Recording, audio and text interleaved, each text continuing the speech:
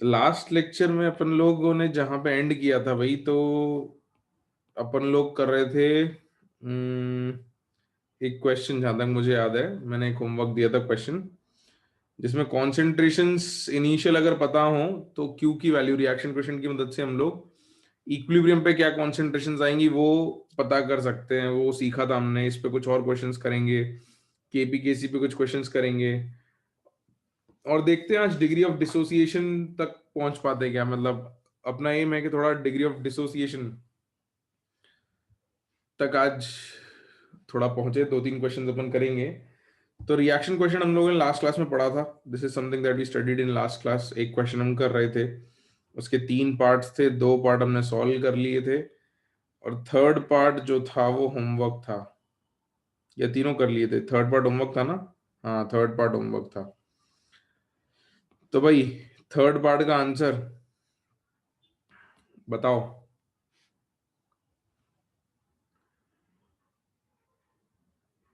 पुष्कर ठीक दिख रहा है वैसे तुम्हारा आंसर। हाँ भाई, तो क्वेश्चन देख लेते हैं पहले से जल्दी से, फिर अपन बात करते हैं। तो आपको कॉन्सेंट्रेशन दे रखी थी PCl5 की 2, PCl3 और Cl2 की 6 मोलर। तो रिएक्शन क्वेश्चन क्या आ रहा था बच्चों थर्ड केस में? In third case what was your reaction question? Q is concentration of PCl3 into Cl2 upon PCl5। कितना आ रहा था? 6 इंटू 6/2, 18। और यूनिट क्या रही थी इसकी? क्योंकि अगर यूनिट कोई पूछे तो क्या आएगी? मोलर, बिल्कुल। विच इज ग्रेटर देन के की वैल्यू कितनी दे रखी थी? 4 मोलर दे रखी थी। तो अगर क्यू के से बड़ा आता है तो रिएक्शन कहां जाती है? Backward. Therefore reaction is going in backward direction. तो ठीक है, हम लिख लेते हैं अब इस रिएक्शन को कि PCl5 था हमारे पास, this was in equilibrium with PCl3 plus Cl2, T equal to 0 पे। यहाँ कॉन्सेंट्रेशन 2 मोलर दे रखी थी, ये 6 मोलर थी, ये 6 मोलर थी। बैकवर्ड जा रहा है तो हमने बात करी थी इसको लास्ट क्लास के एंड में कि बैकवर्ड जाएगा तो 6 माइनस एक्स हो जाएगा, है ना? 6 में से वैल्यू कम हो जाएगी। हाँ या ना? जल्दी बताओ। हाँ, तो 6 - x और 6 - x, और उधर क्या हो जाएगा? PCl5 को क्या लिखेंगे? प्लस एक्स कर देंगे, सही है। तो this will be 2 + x molar. Molar and molar, this is at equilibrium. Therefore Kc, which is 4, is equals to 6 - x into 6 - x whole upon 2 + x। इसको सॉल्व करोगे तो x की वैल्यू कितनी आएगी? x की वैल्यू कितनी आती है? क्वाड्रेटिक बन के क्या दो वैल्यूज आ रही हैं? एक आ रही है 2 और दूसरी 14। तो x इक्वल टू 2 और x इक्वल टू 14। तो कौन सी वैल्यू एक्सेप्टेबल है भाई? x क्या हो सकता है? 2। तो दिस इज एक्सेप्टेबल क्योंकि x जो भी होगा 6 से तो कम ही रहेगा। तो लिख देते हैं अपन,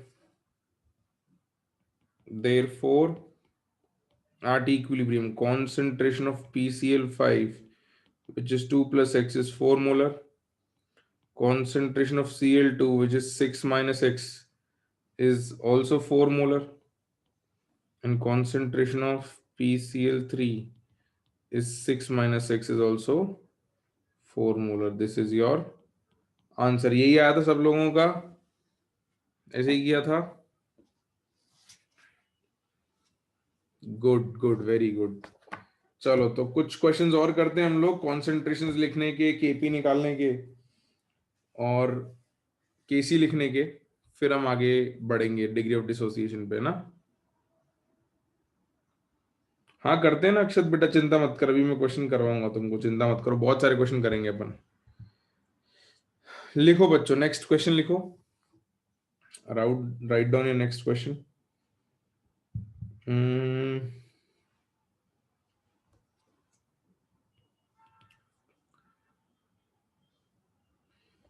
लिखो 2 moles of ammonia were put into a previously evacuated vessel. Evacuated vessel मतलब पता है क्या होता है? जल्दी बताओ। हाँ, खाली, empty vessel, बिल्कुल। तो लिखो 2 moles of NH3, 2 moles of NH3 were put into a previously evacuated vessel, were put into a previously evacuated vessel, in bracket volume is equals to 1 liter, bracket closed, comma, it partially dissociated into N2NH2. It partially dissociated into N2 and H2, full stop. If at equilibrium,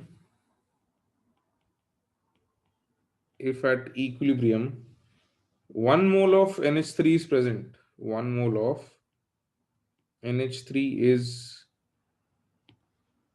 present, then the equilibrium constant is, your options are A 3/4 mole square per liter square, B 27/64 mole square per liter square, C 27/32 mole square per liter square, या फिर D 27/16 mole square पर litre square. ये तुमको बताना है। तो तुमको वही जैसे इक्विलिब्रियम पर लिखने की प्रैक्टिस करनी पड़ेगी कि अगर तुम्हें लिखना आ गया तो क्वेश्चन तो हो जाएगा। कोएफिशिएंट्स, हाँ, तुमको बैलेंस रिएक्शन में दे देता हूं। बैलेंस रिएक्शन जिसको कंसिडर करना है वो रिएक्शन है twice of NH3 in equilibrium with N2 plus 3H2। ये इक्विलिब्रियम कोएफिशिएंट्स कंसिडर करने हैं अपने को इक्विलिब्रियम के।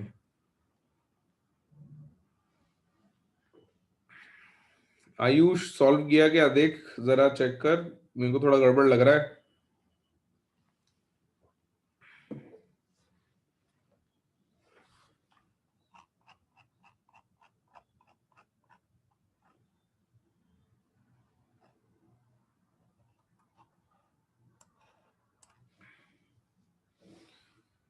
लिखो लिखो, चलो मैं भी थोड़ा थोड़ा तो लिखना शुरू करता हूं तुम लोगों के लिए। जैसे T=0 पर मोल्स लिखो पहले तो। अच्छा, याद रखना केसी है तो तुमको मोल्स नहीं, तुमको कॉन्सेंट्रेशन लिखनी पड़ेगी।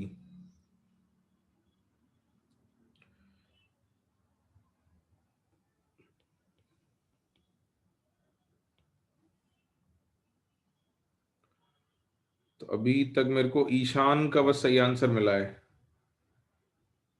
वो बात सही है कि वो वॉल्यूम 1 लीटर है तो जितने मोल्स आएंगे उतनी कॉन्सेंट्रेशन आ जाएगी।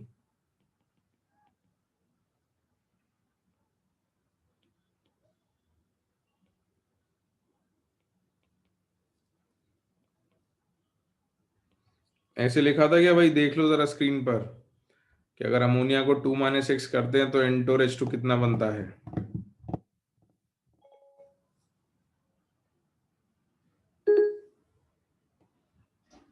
काफी लोगों का गलत आंसर आ रहा है और एक ही कॉमन मिस्टेक हो रही है सब लोगों की।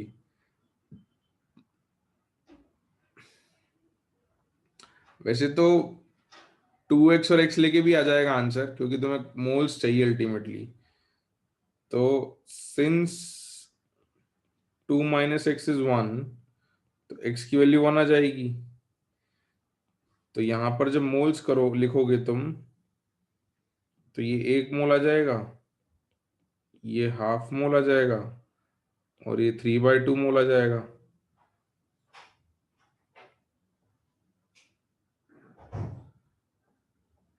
क्योंकि तुम्हें क्वेश्चन में बोला था ना बेटा कि इसके जो भी मोल्स हैं इक्विलिब्रियम पे वो 1 है, बोला हुआ था ना।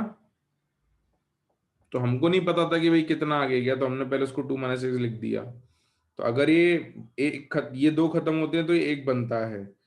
तो अगर ये एक खत्म होगा तो ये हाफ बनेगा, तो एक्स का बनेगा x/2, और ये एक्स का बनेगा 3x/2।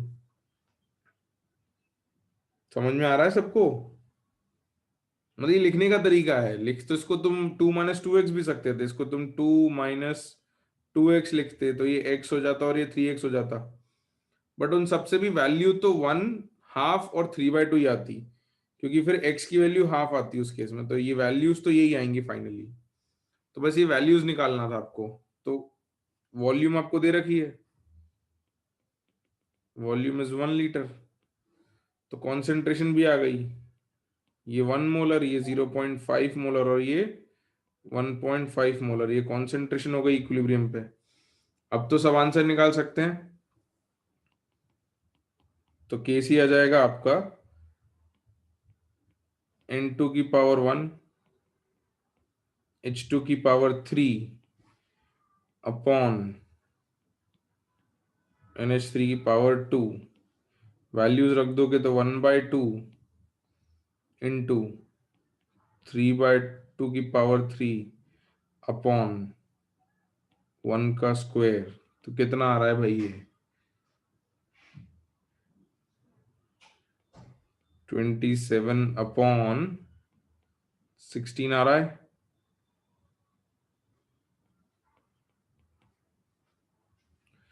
तो यही प्रैक्टिस कर रहे हैं हम कि लिखना कैसे है ना, ये बस इस तरीके से लिखना सीखना है ये, और आगे कई चैप्टर्स में हमको यूज आता रहेगा ना इस तरीके से लिखना। जल्दी से नोट करो। और भी एक दो क्वेश्चंस करते हैं। एक क्वेश्चन प्रेशर पर भी करते हैं। Let's do one question on pressure as well, KP भी करेंगे। और जब लिख लो तो मुझे बता देना कि सर लिख लिया है, डन हो गया है।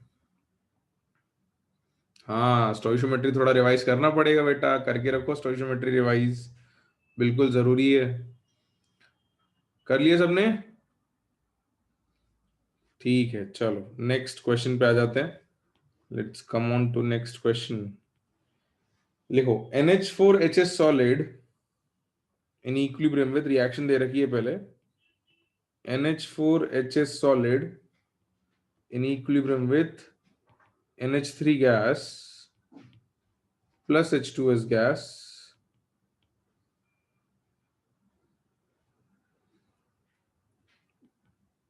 this equilibrium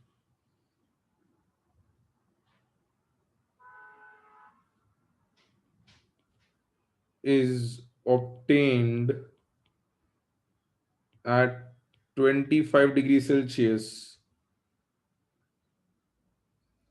and 0.660 atm pressure.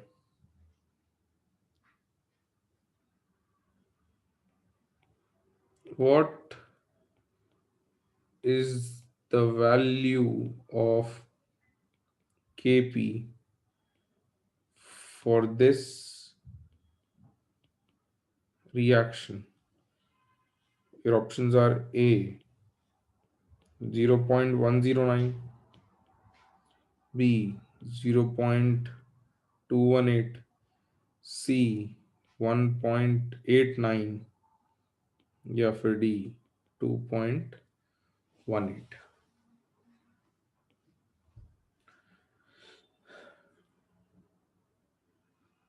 तो इसको भी लिखो जरा, राइट इट डाउन।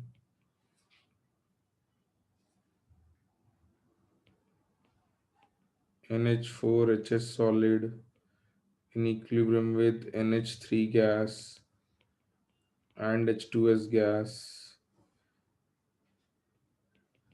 T = 0 पर ये कुछ सॉलिड रहा होगा, ये दोनों कुछ भी नहीं रहे होंगे। T = T इक्विलिब्रियम पर ये तो सॉलिड है। अब मुझे ये बताओ, आइडियल बिहेवियर लेके चलना है बिल्कुल। मुझे ये बताओ कि अगर ये रिएक्शन टी इक्वल टू 0 पे सॉलिड से स्टार्ट करी थी तुमने, तो अमोनिया का प्रेशर अगर मैं कुछ लिखूं, तो उसके टर्म्स में H2S का प्रेशर लिख सकते हैं? मतलब जैसे मेरे को नहीं पता कि इक्विलिब्रियम पे अमोनिया का प्रेशर कितना है, तो मैं अगर इसको P लिख दूं, तो H2S का प्रेशर कितना लिख सकते हैं? P लिख सकते हैं? P लिख सकते हैं ना स्टोइशियोमेट्री से। बाकी फिर 0.66 से तो उसका रिलेशन देख लेंगे, बट स्टोइशियोमेट्री से P लिख सकते हैं अगर ये प्रेशर की बात हो रही है तो। और टोटल प्रेशर कितना हो गया P के टर्म्स में? 2P। अच्छा, इसकी कुछ वैल्यू दे रखी है क्वेश्चन में? 0.6608 देखो अब शायद हो जाए तुमसे सवाल, ट्राई करो जरा।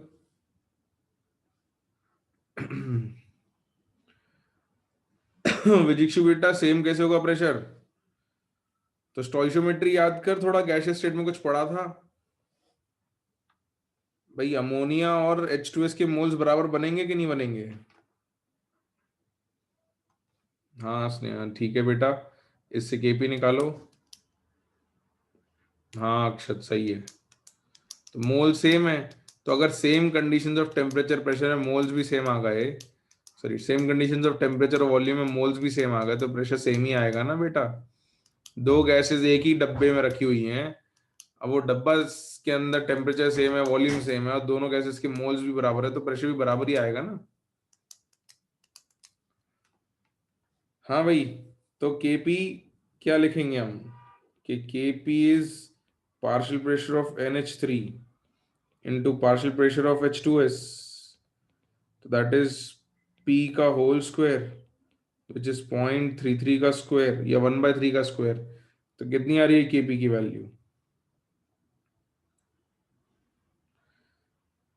0.1089, 0.1089। और यूनिट क्या लिख दूं इसकी? यूनिट बता दो। अच्छा यूनिट क्या लिखनी है? Unit will be ATM square. Very good. तो ऐसे इस पूरे चैप्टर में अपन लिखते रहेंगे स्टोइशियोमेट्री के हिसाब से, है ना। आगे चल के ये जो मेथड है ना लिखने का, इसको अलग अलग तरीके से, कभी मोल्स के लिए, कभी प्रेशर के लिए, कभी कॉन्सेंट्रेशन के लिए अपन यूज करेंगे। तो बट इसको सीखना है अपने को धीरे धीरे। समझ में आ रही है बात, है ना? ठीक है, चलो तो थोड़ा और आगे पढ़ते हैं, फिर कुछ और सवाल करेंगे अपन लोग। Let's move ahead a little. और इसी चीज पर थोड़े से पॉइंट्स लिख के फिर डिग्री ऑफ डिसोसिएशन आज ही पढ़ाता हूँ मैं तुमको, है ना। तो डिग्री ऑफ डिसोसिएशन को कैसे लिखना है इस तरीके से, वो भी अपन देखते हैं। तो इसके बाद एक नोट लिख लो बच्चों, राइट डाउन अ नोट।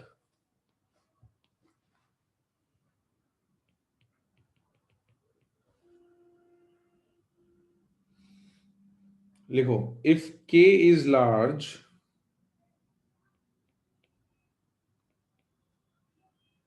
है ना, K is large in bracket K greater than 10⁻³ के, मतलब इक्विलिब्रियम कांस्टेंट की बात हो रही है। K greater than 10⁻³ bracket closed,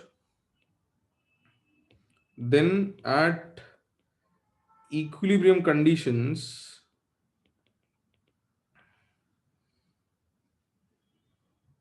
comma, product concentration is very very large.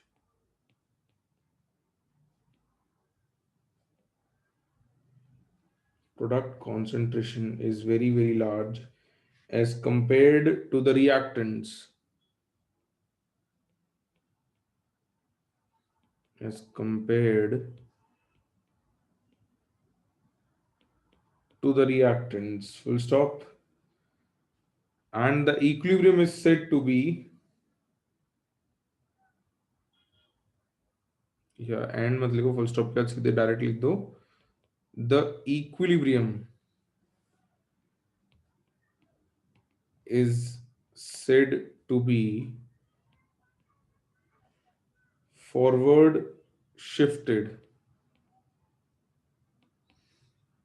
तो के की वैल्यू बड़ी तभी होगी जब किसी इक्विलिब्रियम में प्रोडक्ट की वैल्यूज बहुत ज्यादा होंगी, क्योंकि के जो होता है वो concentration of product upon concentration of reactant होता है। तो हम ये कह रहे हैं बस कि अगर के बहुत बड़ा है तो उसमें ये कह सकते हैं कि जो इक्विलिब्रियम कंडीशन है उस इक्विलिब्रियम कंडीशन पर रिएक्शन जो है वो फॉरवर्ड शिफ्टेड है। जैसे कोई भी रिएक्शन आप ले लो, जैसे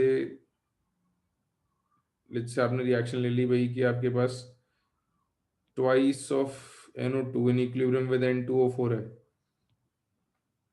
तो अगर के की वैल्यू बहुत ज्यादा बड़ी होगी इसका मतलब N2O4 की क्वांटिटी हाई होगी और NO2 की क्वांटिटी लो होगी। ये इस पूरी स्टेटमेंट का मतलब है। ये बात समझ आ रही है? इक्विलिब्रियम पर, एट इक्विलिब्रियम, है ना। हम ये कह रहे हैं कि अगर के की वैल्यू बड़ी है तो हम ऐसा कह रहे हैं। तो इसने एक वैल्यू ले ली है, मतलब कि ऑब्वियसली वन लेंगे तो नहीं कह सकते, बट 1000 इज अ नंबर जहां मतलब एक सिग्निफिकेंटली मल्टीपल टाइम, कम से कम 10 गुना या 100 गुना ज्यादा होगी कॉन्सेंट्रेशन।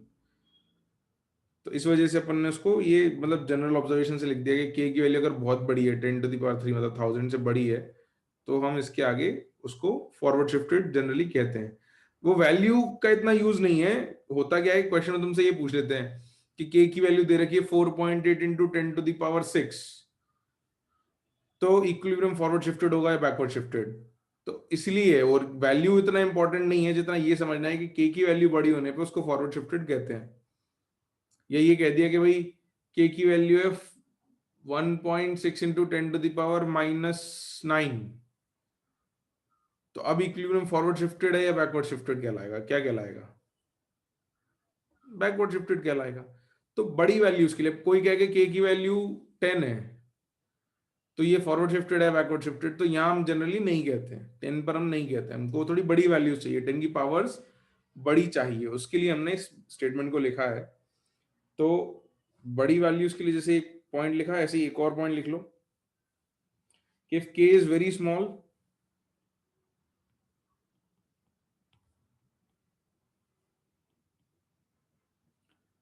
तो यहाँ 10 की पावर्स पॉजिटिव और नेगेटिव का फर्क आना चाहिए। if k is very small, in bracket k is less than 10⁻³ bracket closed, then at equilibrium conditions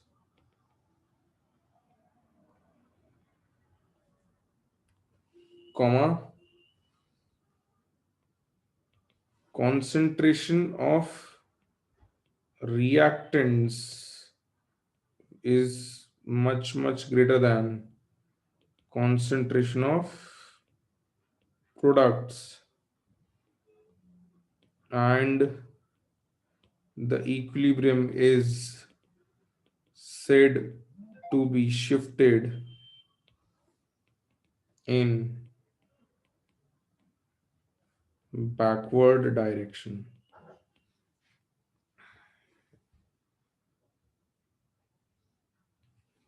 तो उत्कर्ष बेटा, रिएक्शन का किसी डायरेक्शन में जाना और इक्विलिब्रियम का किसी डायरेक्शन में शिफ्टेड रहना दो अलग अलग बातें हैं। क्यू और के को कंपेयर करके हम ये बताते हैं कि रिएक्शन इक्विलिब्रियम अचीव करने के लिए कहां जाएगी। ठीक है, एक बार लिख लो सब लोग, ये मैं बताता हूं इसमें और क्यू में क्या फर्क है, क्यू से कंपेयर करना और के कहने का क्या मतलब है। लिखा सब लोगों ने?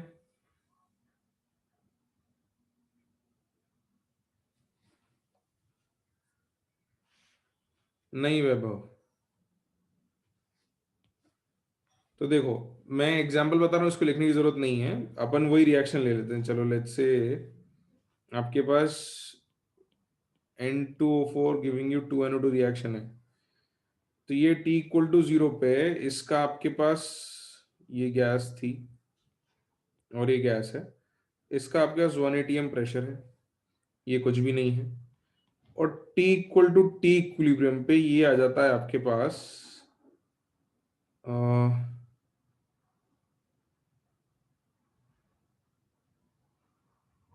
लेट्स से 10⁻³ आ जाता है। या रुको, तुमको वैल्यूज थोड़ी अच्छी देता हूँ, इसमें वैल्यू में दिक्कत आएगी। इनिशियल प्रेशर मान लो इसका हमने ले लिया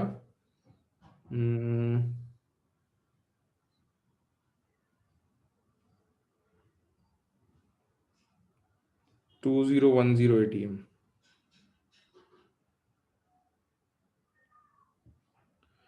और T इक्विलिब्रियम पे ये बचता है 10 ATM, तो ये हो जाएगा 4000 ATM। ये बात समझ आती है? 4000 कैसे लिख दिया, समझ में आता है ना? ये 2000 खत्म होगा, मतलब ये x खत्म होता है तो ये 2x बनता है। तो अगर ये 10 बचा है तो 2000 खत्म हो गया, तो उसका डबल ये बन जाएगा 4000। तो अब इसका केपी निकालोगे तो वो आएगा 4000 का square upon 10, which is 16 into 10⁵। ये आ रहा है। और यहां पर Q लिखोगे तुम, तो Q आएगा 1/2010, which is less than Kp। तो Q और Kp तो ये बता रहा है कि रिएक्शन कहाँ जाएगी, फॉरवर्ड जाएगी या बैकवर्ड जाएगी। जैसे ऐसा भी हो सकता था कि शुरुआत में ये ले लेते तुम, दूसरी कंडीशन ये भी ले सकते हो ना कि ये T=0 पे ये कुछ भी नहीं है, और ये तुमने ले रखा है 4020 ATM, तो इक्विलिब्रियम पे ये 4000 ATM आता है और ये 10 आता है, तो यहाँ पर Q जो है वो इन्फिनिटी है सेकंड केस में। बट Kp तो अभी भी उतना ही आएगा ना बेटा, 16 × 10⁵। तो इसमें जा पीछे रही रिएक्शन, बट इक्विलिब्रियम पे शिफ्टेड फॉरवर्ड कहलाएगी।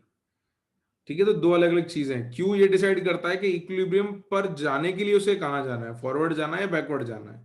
और ये जो हमने नोट लिखा है, ये इक्विलिब्रियम पर पहुंचने के लिए कहाँ जाना है ये नहीं कह रहा है, ये कह रहा है कि इक्विलिब्रियम पर देखोगे, एट इक्विलिब्रियम अगर ऑब्जर्व करोगे तो तुमको क्या ज्यादा मिलेगा, प्रोडक्ट ज्यादा मिलेगा या रिएक्टेंट ज्यादा मिलेगा। तो फॉरवर्ड शिफ्टेड कह रहे हैं तो प्रोडक्ट ज्यादा मिल रहा है, और बैकवर्ड शिफ्टेड कह रहे हैं इक्विलिब्रियम पे तो रिएक्टेंट ज्यादा मिल रहा है। आई बात समझ में?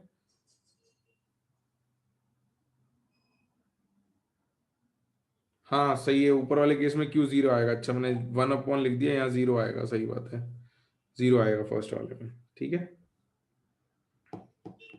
तो क्यू डिसाइड्स द डायरेक्शन कि किधर से रिएक्टेंट खत्म होगा या प्रोडक्ट खत्म होगा, ये क्यू बताता है। और ये जो पॉइंट लिखा है ये हमने इक्विलिब्रियम कंडीशन पर लिखा है, इक्विलिब्रियम ऑलरेडी है, तब बात कर रहे हैं कि इक्विलिब्रियम पर कहाँ है। ठीक है, चलो तो मैं इसको रब कर रहा हूँ। ये वैसे ज्यादा इतना टाइम इस पे देने की जरूरत थी नहीं, बट वो कंफ्यूजन आ गया तो इसको अपन ने क्लियर कर लिया है ना। अगली चीज पे थोड़ा टाइम देना पड़ेगा, वो लिखो डिग्री ऑफ डिसोसिएशन, ये नया टॉपिक है, इसको समझना पड़ेगा। लिखो डिग्री ऑफ डिसोसिएशन और association.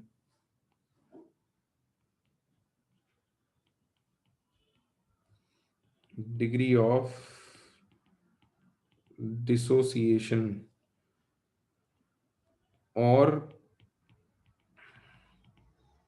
Association in bracket alpha.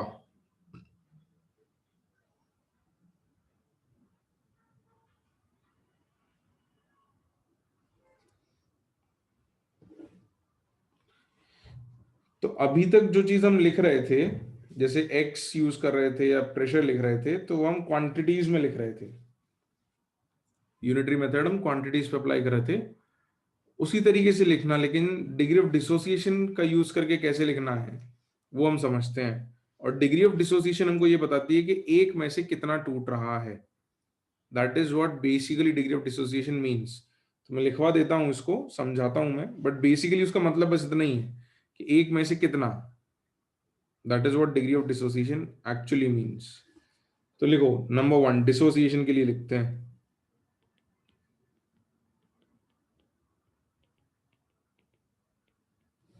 Dissociation colon.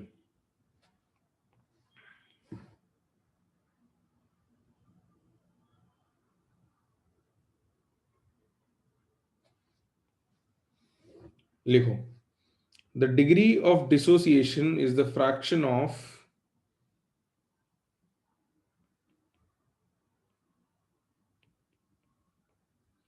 the degree of dissociation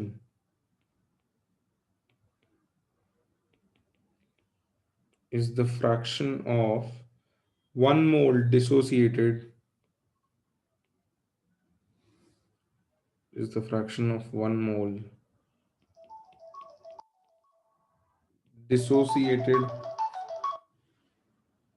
into products.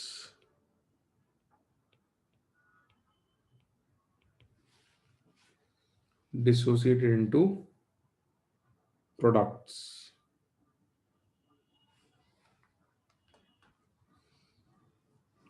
Full stop.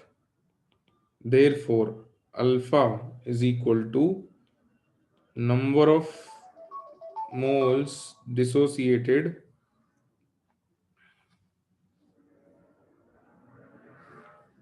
number of moles dissociated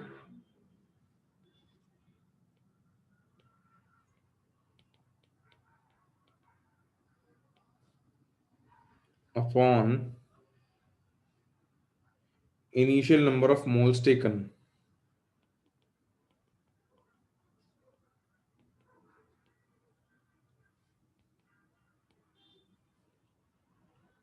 upon initial number of moles taken and percentage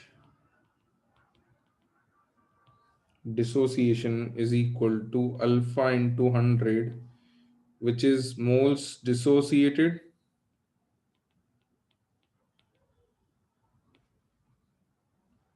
upon moles taken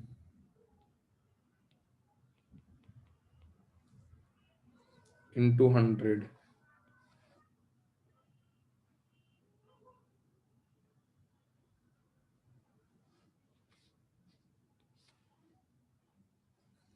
इसको अपन एक example से समझते हैं कि कैसे use करना है.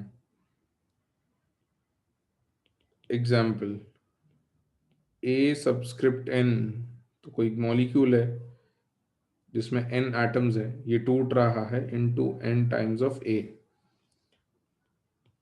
t equal to 0 पे इसके a मोल्स लिए थे, प्रोडक्ट कुछ भी नहीं था, तो t इक्वल टू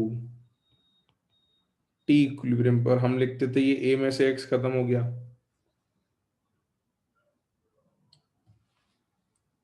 तो अगर a में से x खत्म होता है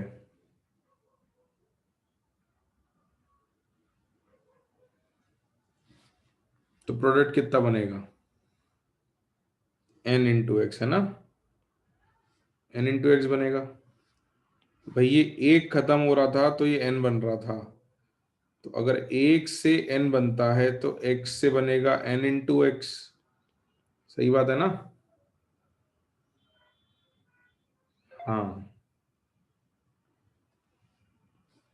अब अल्फा लिख के देखते हैं कि अल्फा क्या है. हमने कहा कि पर मोल कितना टूट रहा है उसको अल्फा कहते हैं, यानी कि number of moles dissociated upon initially moles taken. तो अब एक सेकंड लिखना छोड़ दो, देख लो जरा. तो अल्फा इज मोल्स कितने टूट गए, एक्स लिए कितने थे ए, तो अल्फा इज एक्स बाय ए. तो इसको अगर मैं रीअरेंज कर दूंगा तो मुझे एक एक्सप्रेशन मिलेगा कि x is equals to A alpha. यानी कि जो मेरी रिएक्शंस है मैं उसको इस तरीके से भी लिख सकता हूं. कैसे लिख सकता हूं कि a minus a alpha giving you n times A alpha. और यहां से हम डायरेक्ट लिखना सीखेंगे कि अगर a कॉमन निकाल लें तो 1 माइनस अल्फा और a इंटू एन अल्फा.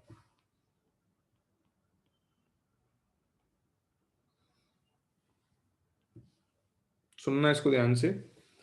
तो इसको डायरेक्ट हम आगे फ्यूचर में कैसे लिखा करेंगे कि एक में से अगर अल्फा टूट रहा है, वही अल्फा की डेफिनेशन होती है कि एक में से कितना फ्रैक्शन टूट गया वो अल्फा है. डिग्री ऑफ डिसोसिएशन इज एक में से कितना टूटा. तो अगर एक में से अल्फा टूटता तो ये एन अल्फा बनता. बनता ना? हाँ या ना, सब लोग देखो जरा।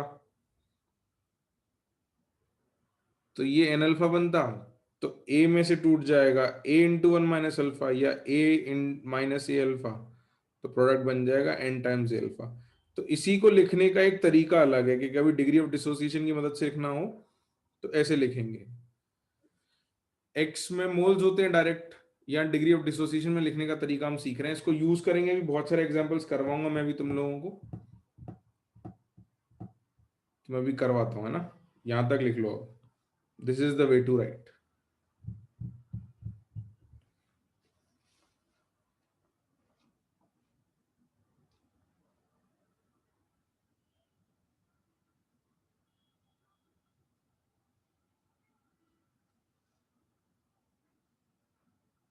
बिल्कुल, अल्फा जो है हमेशा वन से छोटा रहेगा, alpha will always be less than one, बिल्कुल सही बात है।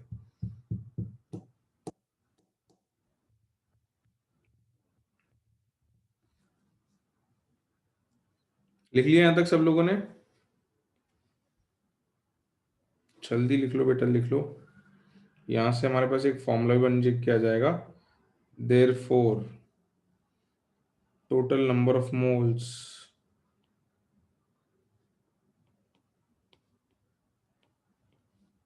At equilibrium.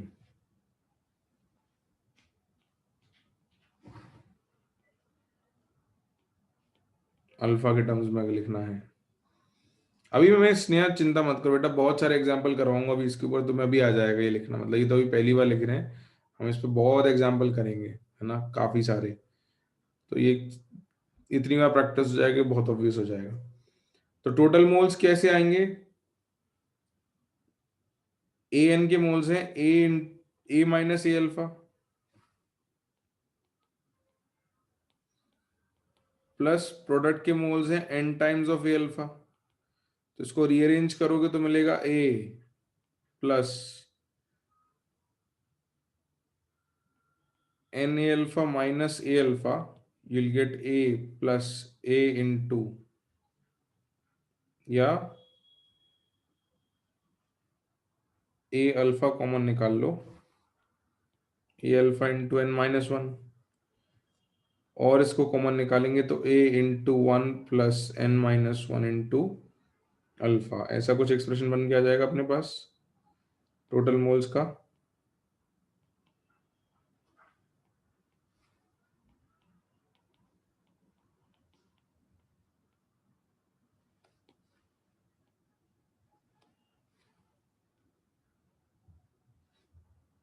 तो इस एक्सप्रेशन को निकालना और डायरेक्टली यूज करना, दोनों चीजें भी सिखाऊंगा मैं।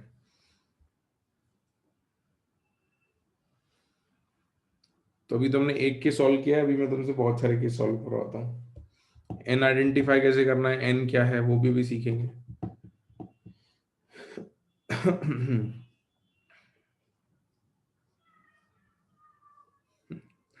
हाँ पर बिल्कुल, लिखा क्या सब लोगों ने? ठीक है, तो अब एक क्वेश्चन लिखते हैं जहां हम इस चीज को, जो हमने भी सीखा है, इसको प्रैक्टिस करते हैं ना। रुको, लेट्स राइट। हाँ, टोटल मोल्स मतलब सबके रिएक्टेंट्स और प्रोडक्ट सबके मोल्स जोड़ के लिखना है, ठीक है। तो लेट्स प्रैक्टिस इट आउट, एक क्वेश्चन करके देखते हैं कि इसको यूज कैसे करना है। लिखो question, find the total number of moles at equilibrium,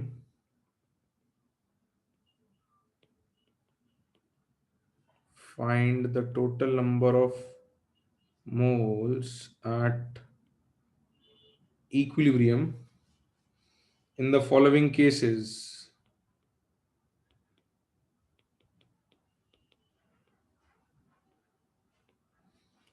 In the following cases, when initially A moles of reactant are taken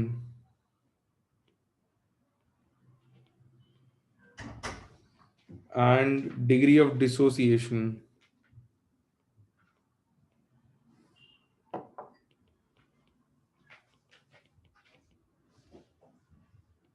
is alpha. तो कुछ 4-5 केसेस लिखते हैं, उसमें से कुछ हम क्लास में करेंगे और कुछ मैं होमवर्क दूंगा, और क्लास में हम पूरा लिख के और फिर डायरेक्ट फॉर्मूले से, दोनों तरीके से करेंगे, ठीक है। तो पहला case, PCl5 in equilibrium with good responses, very good responses, PCl3 plus Cl2. Second is twice of NH3 in equilibrium with N2 plus 3H2. Third is twice of HI in equilibrium with H2 plus I2. Fourth case, H2C2O4 in equilibrium with twice of H plus C2O4 2 minus. Fifth case, H3PO4 in equilibrium with thrice of H plus PO4 3 minus, है ना। इसमें से हम एक काम करते हैं, एक सेकंड के सॉल्व कर लेते हैं। एक ही कर दूं, बहुत है।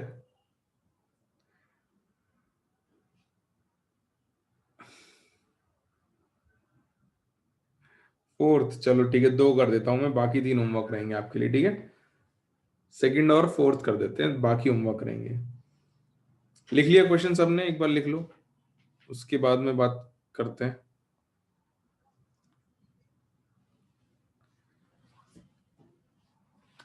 ठीक है, लिख लिया, गुड गुड गुड। तो देखो जरा, अब पहले अपन इसको प्रॉपरली लिख के करते हैं, और फिर अपन फॉर्मूले से करेंगे डायरेक्ट, है ना। एक बार अपन लिख के देख लेते हैं, प्रैक्टिस कर लेते हैं, फिर फॉर्मूले से करेंगे। तो उसको सॉल्यूशन फॉर सेकंड, तो अपने पास है twice of NH3 in equilibrium with N2 plus 3H2। तो T इक्वल टू 0 पे इसने बोला A मोल्स हैं, इसके कुछ भी नहीं है ना। क्वेश्चन ने बोला था कि भाई A मोल्स लेके स्टार्ट किया, यही कहा था ना। देख लो एक बार क्वेश्चन।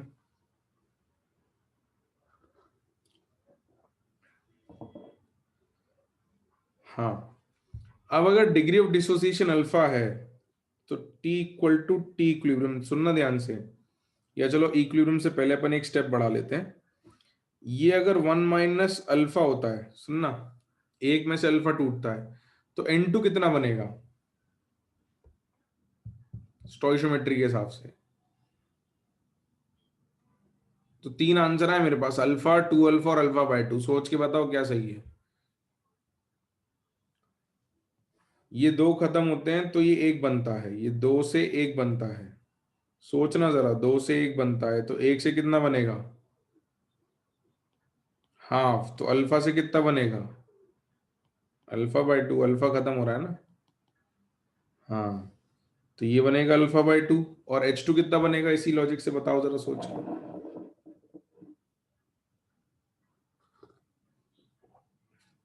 3 अल्फा/2, very good. तो यही सीखना है धीरे धीरे प्रैक्टिस के साथ, है ना। तो एक में से अल्फा टूटता है तो वो अल्फा/2 और 3 अल्फा/2 बनता है। लेकिन अपने पास ओरिजिनली मोल्स कितने थे? ए, एक नहीं था ना, ए थे, तो इसको ए से मल्टीप्लाई कर दो।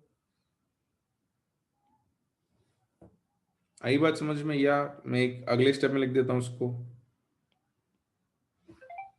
तो ये आ जाएगा A × 1 - अल्फा। तो ये आ जाएगा A अल्फा/2 और 3 अल्फा/2। ये एट इक्विलिब्रियम आ गया,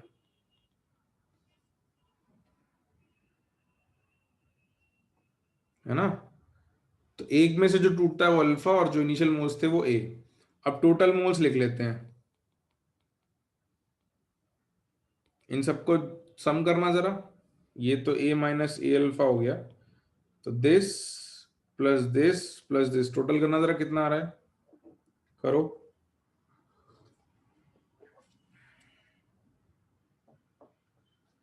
A + A अल्फा आ रहा है, A + A अल्फा, है ना।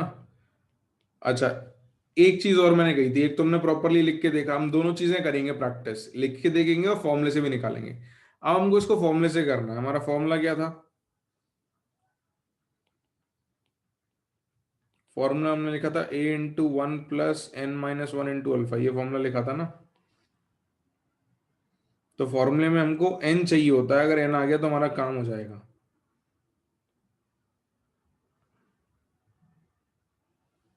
तो n क्या था सोचना जरा, ऊपर जाते हैं वापस। n क्या था अपना फॉर्मूले में?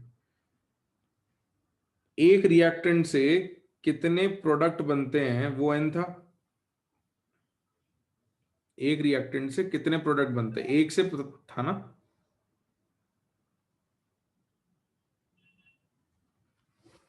तो यहां देखो, यहां कितने रिएक्टेंट से कितने प्रोडक्ट बन रहे हैं?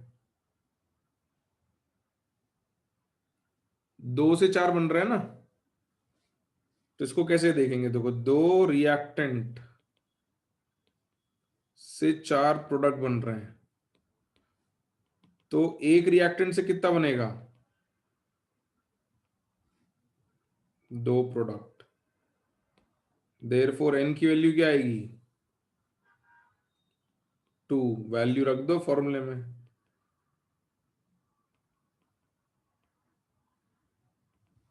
a into one plus two minus one into alpha, तो यह आ जाएगा a प्लस ए अल्फा। ठीक है, तो फॉर्मूला कैसे यूज करना है ये समझ में आया। फॉर्मूला यूज करने के लिए आपको n निकालना पड़ेगा, एक रिएक्टेंट से कितने प्रोडक्ट बन रहे हैं वो n होगा आपका। वो आ गया तो डायरेक्ट आंसर आ जाएगा। आया समझ सबको? तो अभी अपन होमवर्क जब करेंगे तो कोशिश करके दोनों तरीके से कर लो, इनफैक्ट दोनों तरीके से ही करो, क्योंकि ये काम आएगा अपने को। अभी आगे के सवाल में ना ये लिखना सीखना है, इसी की प्रैक्टिस करनी है अपने को। तो मैं एक और केस आपको करवा रहा हूं, वो मैं करवा रहा हूं, तो आपको सिर्फ तीन केस होमवर्क करने रहेंगे ना, बस तीन केस।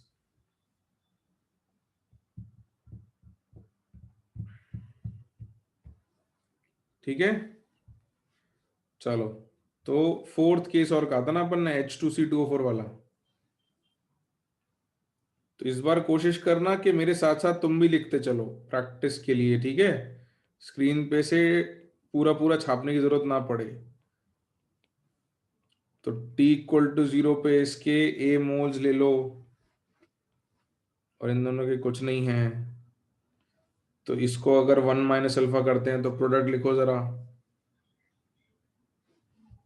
बिल्कुल रूपांशु, करो जरा। ये वन माइनस अल्फा किया, प्रोडक्ट में क्या लिखूं मैं जल्दी बताओ वैभव। गुड बेटा। H प्लस के नीचे क्या लिख दें? टू अल्फा, और C2O4 के नीचे क्या लिख दें? अल्फा। तो T equal to T equilibrium पर ये हो जाएगा A into one minus alpha, ये हो जाएगा टू ए अल्फा और ए अल्फा। तो टोटल मोल्स कितने आ जाएंगे? करना जरा सम।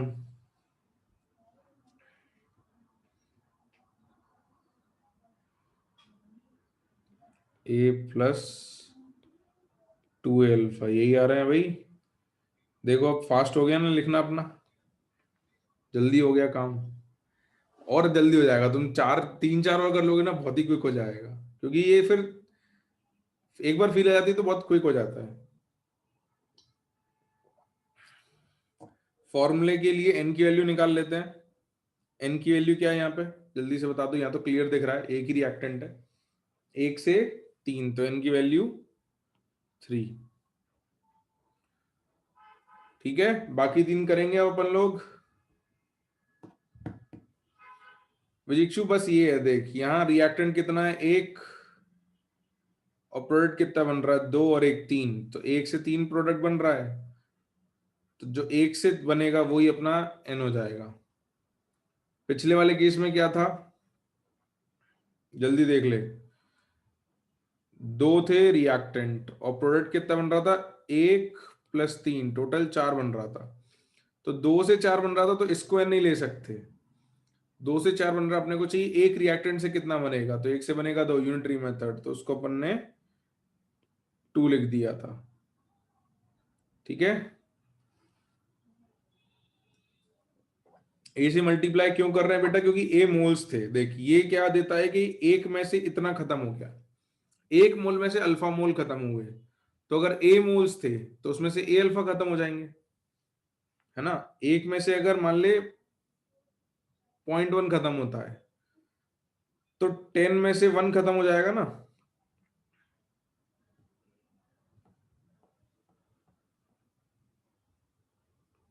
अगर ये 1 माइनस 0.1 था और ये 10 था तो ये हो जाएगा 10 इंटू 1 माइनस 0.1, तो 10 माइनस 1, इसलिए कर रहे हैं। ठीक है, सब लोगों को क्लियर है डिग्री ऑफ डिसोसिएशन?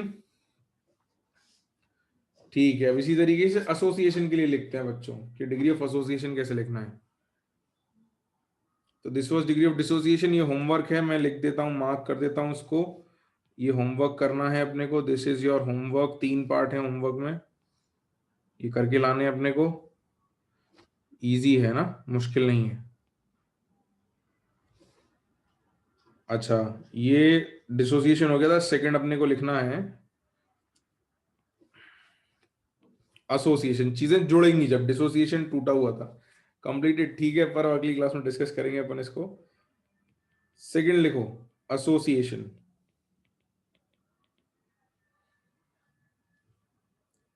तो डिसोसिएशन में चीजें टूट रही थी, एसोसिएशन में क्या हो रहा होगा?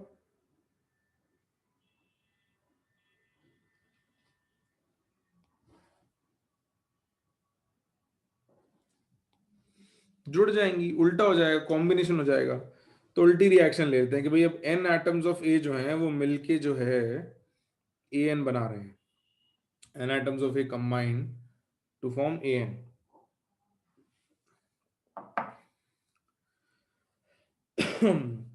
तो t इक्वल टू 0 पर अगर ये 1 था और ये कुछ भी नहीं था, और t equal to T equilibrium अगर ये अल्फा एसोसिएट होते हैं। अब यहाँ सोचना जरा ध्यान से, सोचना जरा ध्यान से कि एन ए से ए एन अगर बन रहा है तो एन से कितना बन रहा है? एन एटम से कितने मॉलिक्यूल बन रहे हैं? एक, एक बन रहा है ना। एक एन स्टोइचोमेट्रिक कोफिशिएंट से एक स्टोइचोमेट्रिक कोफिशिएंट आ रहा है, एन से एक, राइट। तो एन से अगर एक बन रहा है तो 1 से कितना बनेगा? 1/n। तो अगर अल्फा खत्म किया तो कितना बनेगा? कितना बनेगा? अल्फा/n। यही होगा ना।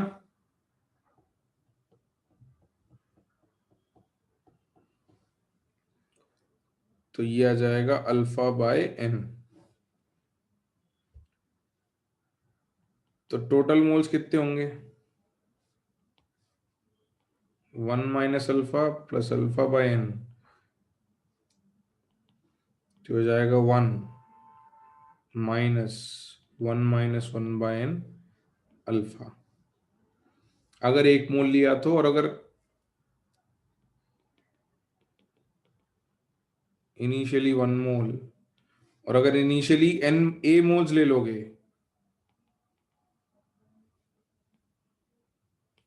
है ना। अगर यहाँ पे a ले लिया होता तो सब जगह a मल्टीप्लाई हो जाएगा, है ना। तो उस केस में बस बाहर a से मल्टीप्लाई कर देना, बस बिल्कुल सही बात है। तो हो जाएगा a इंटू 1 - 1 - 1/n अल्फा। हालांकि इस वाले एक्सप्रेशन की जरूरत अपने को कम पड़ेगी, क्योंकि मोस्टली अपन लिख के देखेंगे, जैसे अभी लिखा ना, लिखा करेंगे अपन।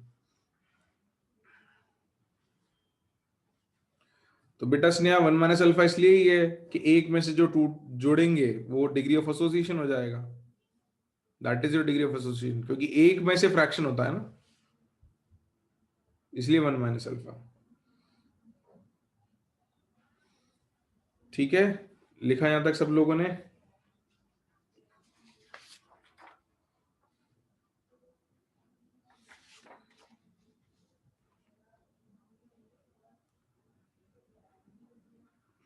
नहीं तो स्नेहा बेटा, यहाँ 1 + अल्फा थोड़ी होगा, ए तो खत्म हो रहा है ना भाई। देखो तुम्हारे पास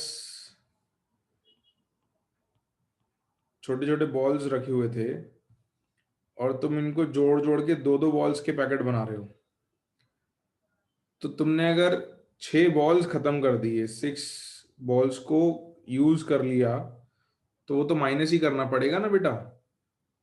कि टोटल मान लो 10 बॉल्स थे, उसमें से 6 यूज हो गए, तो 10 में से 6 खत्म हो गए। प्रोडक्ट कितना बना तुम्हारा? 3 पैकेट बन गए बॉल्स के।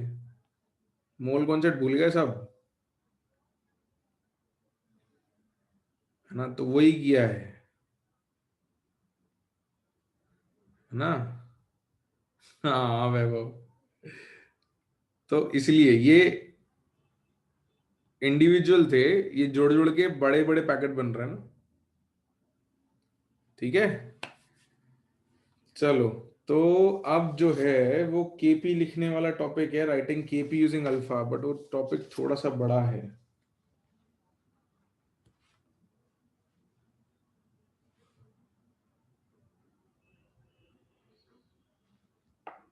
तो मैं तुमसे एक क्वेश्चन पूछ लेता हूँ, लेकिन क्वेश्चन के लिए मेरे को केपी लिखाना पड़ेगा। चलो एक क्वेश्चन करते हैं, होमवर्क देता हूं मैं। एक क्वेश्चन लिखो, लिखो लिखो, let's try and do one question which can be your homework.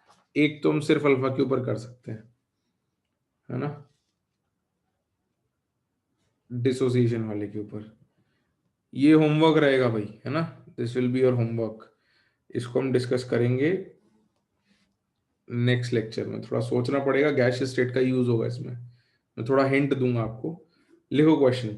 Eight 27 degree Celsius and 1 atm, at 27 degrees Celsius and 1 atm pressure,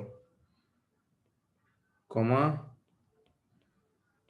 N2O4 dissociates according to the given reaction. According to the given reaction. So you have N2O4 in equilibrium with 2NO2, all are gases.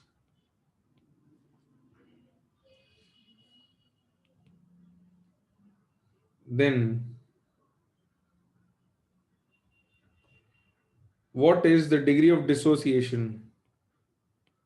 What is the degree of dissociation if original volume is 25% less than the final volume at equilibrium? तो इसमें मैं थोड़ी hint आपको दे देता हूं, but पूरा solution हम discuss नहीं करेंगे। बाकी आपको करना पड़ेगा, गैसियस स्टेट के कुछ कॉन्सेप्ट्स हम इक्विलिब्रियम में यूज करेंगे। लिखा यहां तक?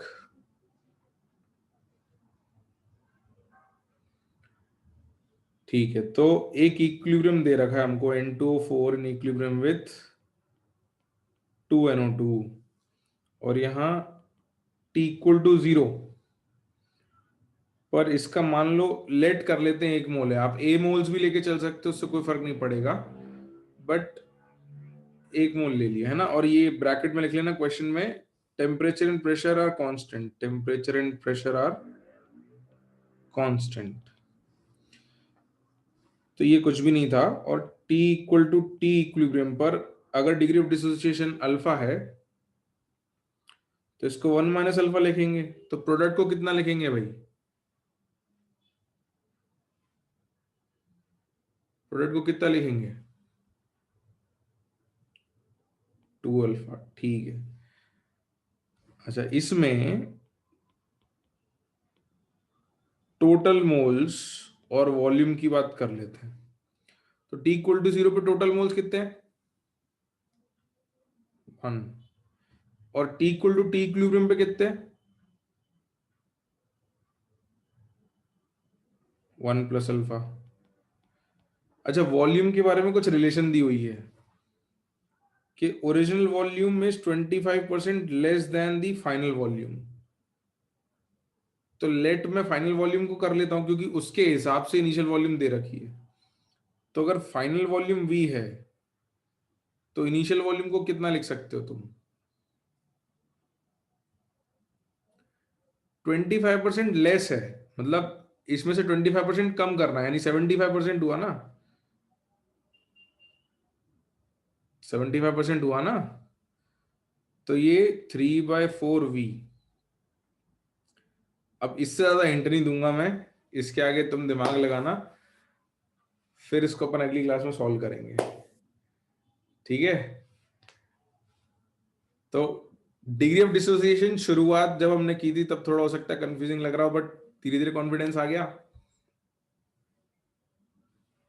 हाँ, और अभी अगले लेक्चर में हम बहुत कुछ करेंगे डिग्री ऑफ डिसोसिएशन पे, तो तुमको एकदम ऐसा हो जाएगा कि हाँ सर ये तो घर की बात है, मतलब है ना। सही है, एक्स वाले मेथड में भी कॉन्फिडेंस आ गया बिल्कुल। एक ये सब कराने के बाद एक काफी अच्छा सवाल है एक्स वाले मेथड का, वो करवाऊंगा मैं, थोड़ा टफ है बट अच्छा सवाल है। चलो, मिलते हैं अगली क्लास में। आज के लिए यहीं रोक लेते हैं थ्योरी, है ना।